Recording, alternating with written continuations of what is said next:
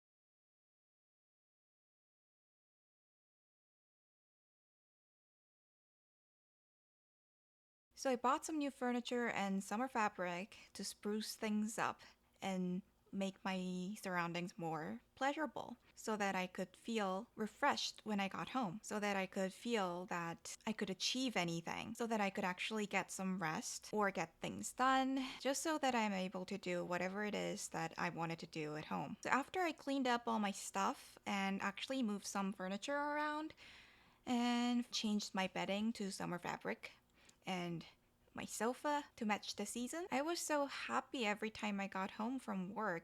Every time I saw the place, I felt so great about myself for cleaning up, for getting things done, for moving things around, actually get some movement in. It doesn't drain my energy anymore when I get home, and it's so great. So, how do you actually get the job done? How do you get up and clean your house when you are so depressed? Well, the first thing is to do things in small steps. Break things down into small bites so that you can do it one thing at a time. So for me, I live in a studio apartment, so the place isn't separated by walls or anything, so I had to separate the parts of the house that I am going to clean up for the day. So I break my house down into four parts. One was my bed, one was my sofa, one was my work area, and one was my dressing room. Oh, actually, it is five parts because I didn't count in the kitchen. Oh, actually, it's six parts because I didn't count in the kitchen and the bathroom. So I lumped my bedroom area and my living room area, which has my sofa in it, because they are so close together. And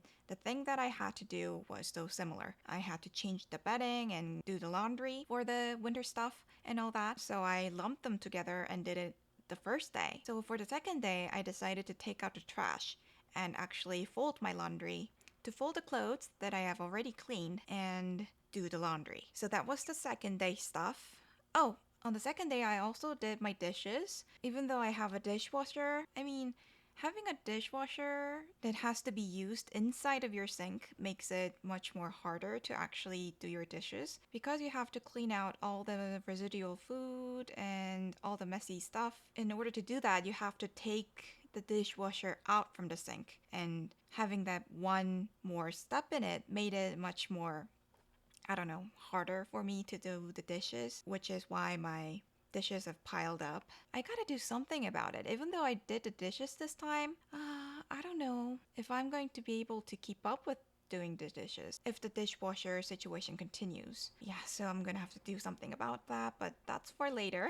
And the next part was my working area, which used to look like this, but actually I decided to buy a new table and just spruce things up for my work area because even though it was so comfortable, it was so hard for me to go and actually do the work because I had to push the table forward in order to sit down there. So I realized that these extra steps might be the reason why you are not getting your job done. Anyhow, so I decided to remove that. So while I was cleaning my house, I realized that all the extra steps that I have to take in order to do things like taking out the dishwasher or pushing the table actually made me resist doing the stuff that needs to be done. So I decided to remove one step. So after I changed my working area like this, I found myself sitting down at the table more and actually have the motivation to do things, actually make the video, edit them,